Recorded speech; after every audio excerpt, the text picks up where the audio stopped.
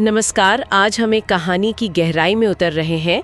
शीर्षक है वीरान सड़क प्रेतवादित हवेली, रात 3 बजे का सफर। हाँ, ये कहानी अपने आप में काफी माहौल बनाने वाली है। तो चलिए शुरू करते हैं।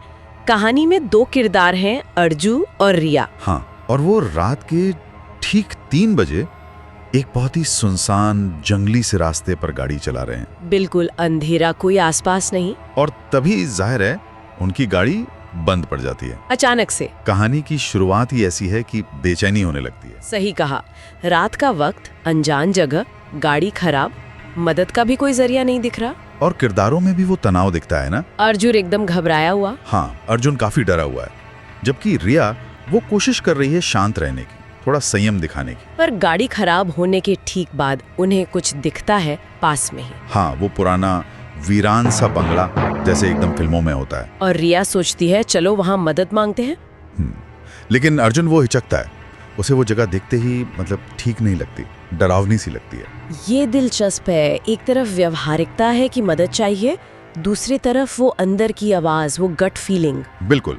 और ये दर्शक को भी सोचने पर मजबूर करता है कि वो क्या करते ऐसी सिचुएशन में। तो वो पहुंचते हैं बंगले तक। रिया दरवाजे पर लगी घंटी बजाती है और वो आवाज टोंग एकदम गूंजती है और फिर सन्नाटा छा जाता है। उफ। और फिर दरवाजा अपने आप क्रैक करके खुल जाता है। ओह, ये तो क्लासिक हॉरर मूवमेंट है, जैसे वो जगह उन्हें अंदर बुला रही हो। हाँ, जैसे कोई अदृश्य शक्ति उन्हें खींच रही हो। अंदर का माहौल भी बिल्कुल वैसा ही है जैसा आप सोचेंगे। कैसा?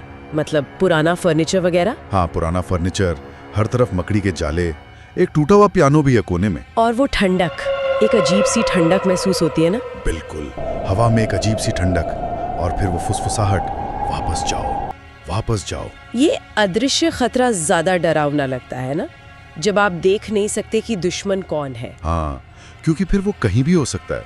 हर परछाई में, हर आवाज में अनिश्चितता डर को कई गुना बढ़ा देती है। और फिर वो दीवार पर चलती हुई परछाई। हाँ, वो काली परछाई, वो सिर्फ एक डराने का तरीका नहीं है।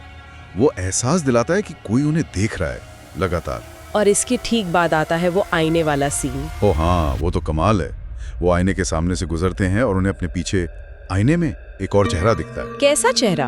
भयानक, सफेद आंखें और जैसे कोई चेहरा ही ना हो, एकदम सपाट। बाप रे, ये तो सिर्फ चौंकाने वाला नहीं, ये अंदर तक हिला देता है। मनोवैज्ञानिक डर। बिल्कुल, आईना आपकी पहचान दिखाता है, और यहाँ वो पहचान ही डरावनी बन गई है। और तभी कहानी एक और मोड़ लेती है। रिया के साथ कुछ होता है। हाँ, अचानक रिया की आंखों का रंग बदल जाता है, चेहरा एकदम पीला पड़ जाता है। और वो कुछ कहती है। हाँ, वो फुसफुसाती है, उसने मुझे चुना है, मुझे छोड़ के मत जाओ।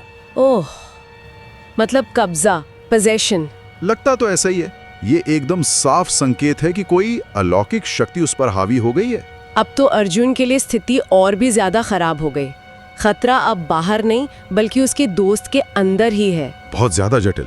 उसे रिया को बचाना है, या शायद अब रिया से बचना है। ये दुविधा डर को बहुत पर्सनल बना देती है। और तभी घर भी जैसे रिएक्ट करने लगता है। हाँ, घर हिंसक हो जाता है, जमीन हिलने लगती है, दीवारों से खून जैसा कुछ टपकने लगता है। और वो आवाज। हाँ, एक विकृत सी आवाज गूंजती है, वो जो अंदर आया कभी वापस नहीं गया। ये तो सीधी धमकी है, या उस जगह का नियम। बिल्कुल। अब अर्जुन बुरी तरह डर गया है।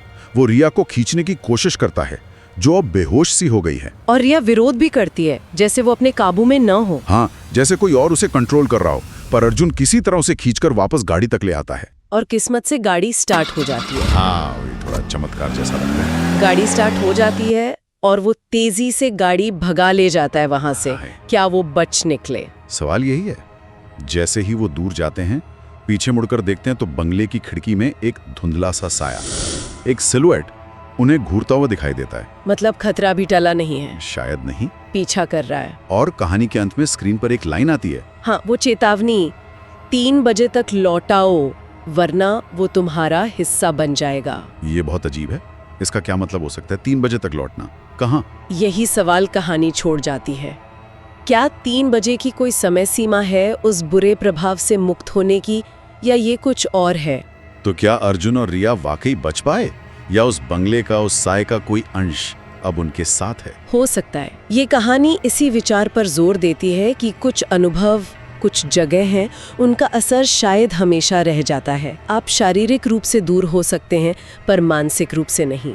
और वो 3 बजे की चेतावनी का क्या? 3 बजे का वक्त अक्सर पैरानॉर्मल एक्टिविटी के पीक से जोड़ा जाता है। शायद ये उसी का प्रतीक है, या फिर ये एक मनोवैज्ञानिक फंदा है। तो अंत में सोचने वाली बात यही है कि क्या कुछ अनुभवों से पूरी तरह पीछा छुड़ाना मुमकिन है भी, या वो किसी न किसी तरह हमारी जिंदगी का, हमारे वजूद का हिस्सा बनी जाते हैं? ये गहरा सवाल है जिस पर सोचना चाहिए।